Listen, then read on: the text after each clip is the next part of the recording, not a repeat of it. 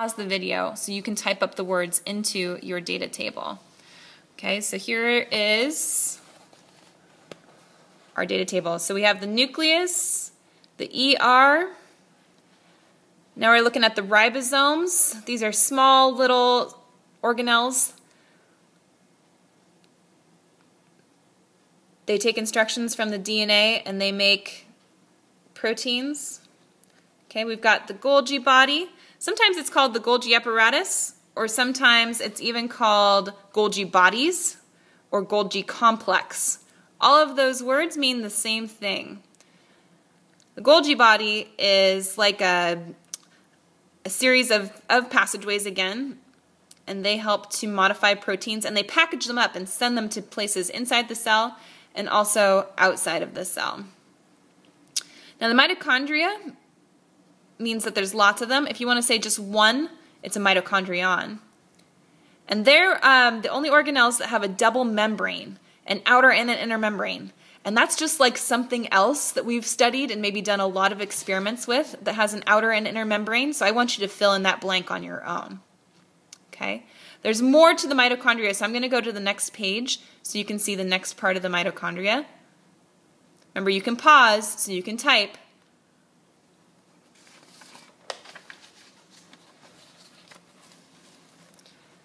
Okay, so this is more about the mitochondria.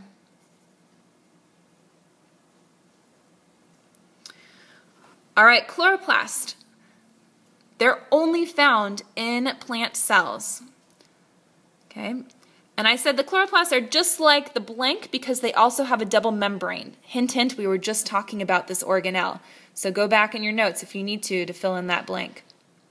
Okay, sunlight enters with CO2 into the chloroplasts and they're able to make sugar. That sugar is what the mitochondria are going to use because mitochondria are also found in plant cells. Plant cells also need to make that ATP in order to have usable energy. All right, cytoplasm. It's a viscous fluid. It fills up the cell. It helps it to keep its shape. It's like filling up a balloon with Jell-O, which is an interesting experiment if you ever want to try that. Okay, vacuoles. They're found in both plants and animals, but plants have one large vacuole. So I'm actually going to go to my computer again and refocus. I want to show you that real fast. So in an animal cell, the vacuoles are kind of small. They just store different things in them. Here's another example of a vacuole down here, like water or some proteins. And in a plant cell, the vacuole is huge. Look at that difference in size. So the vacuole in a plant cell is actually doing more than just storing water. It helps the plant cell to keep its shape. It's kind of like pushing up against the sides of the plant cell. See how it's like pushing up against the sides there? To help it to keep its shape, not just to store water. Okay, so back to our data table, we were talking about vacuoles. Remember, you can pause if you need to type. The next thing we're going to talk about is lysosomes. They're shaped pretty much like vacuoles, but let me change this to the next side. Instead of just storing materials, this is again lysosomes, they also have special enzymes that help to break down food that is large for the cell, too large for the cell, and it breaks it down to smaller molecules that the cell can use. So lysosomes have special enzymes. They're like vacuoles with digestive juice inside. All right, now we made it to the outside of the cell. We've got the cell membrane. It's semi-permeable, just like the membranes in eggs.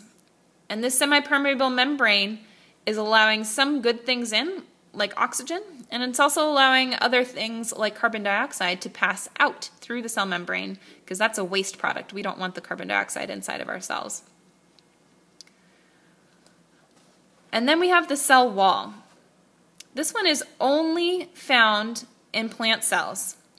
Only plant cells have a cell wall. It's a stiff structure on the outside, and it gives the cell its shape, it helps to protect it, and it allows certain molecules to pass in and out, just like the cell membrane, so it can have communication between cells.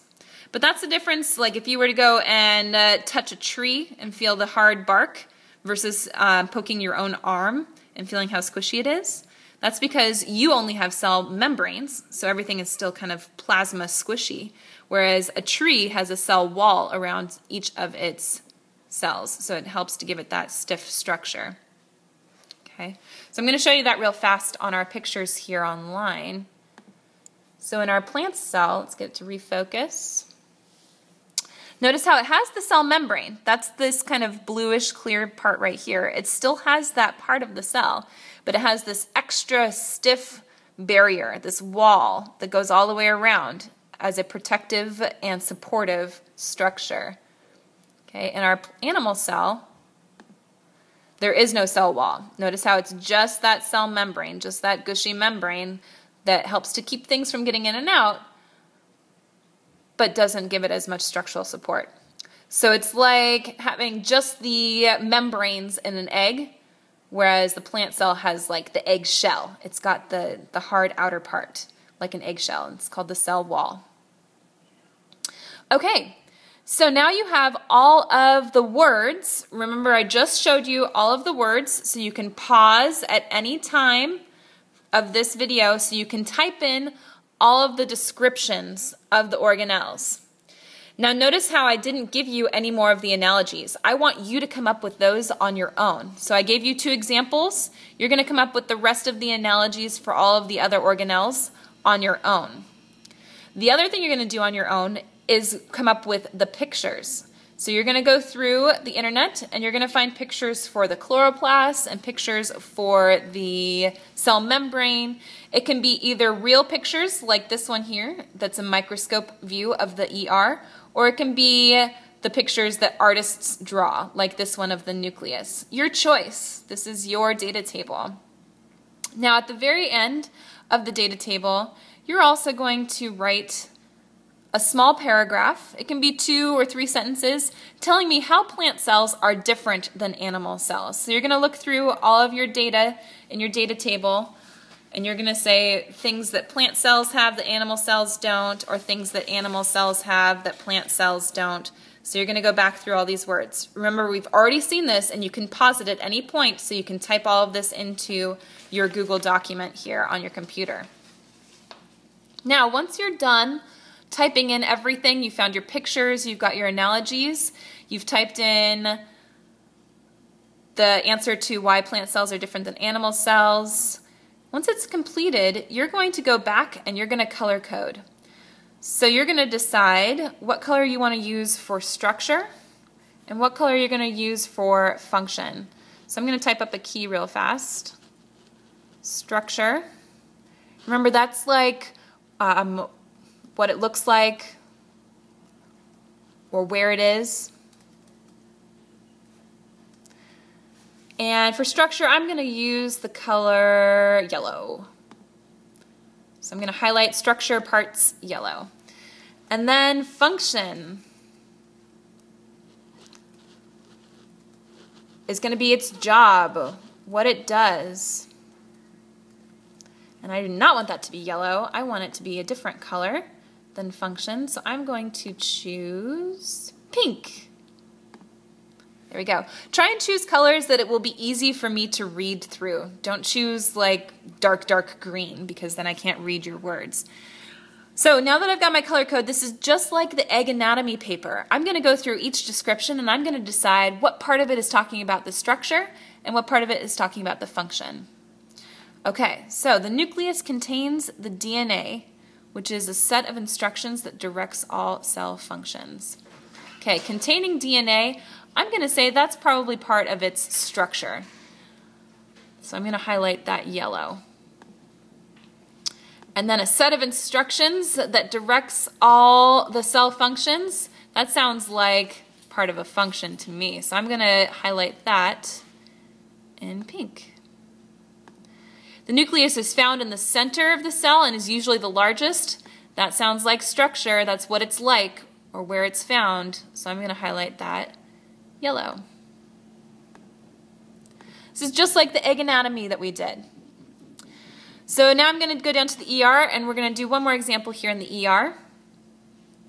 So the ER surrounds the nucleus. That sounds like where it is. That sounds like structure.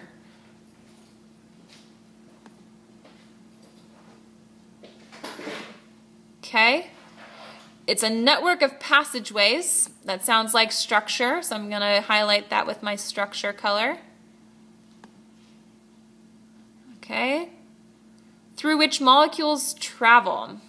That sounds more like it's its job. It's going to be the roads. So I'm going to put this as the function color. Okay.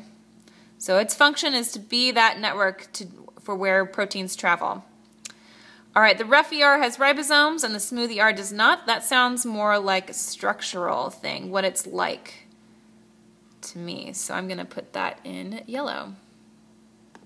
So it's just like the egg anatomy that we did, but online. So you're going to do that with all of the other descriptions that you've already written down, and then you're all set. The last thing to do is go to File. Actually, you're going to go to Share, because you haven't shared it with me yet. So you're going to go to Share, okay, and you're going to type in my name, Meg West. You're going to make sure that you notify me by email, and you're going to add a message, and you're going to say, hey Meg, my organelle overview is ready for you to check. And that's awesome. And then you're going to make sure that you share and save it. You're going to press that button, and it'll come to me, and I'll be able to give you comments on how well you did on your organelle overview.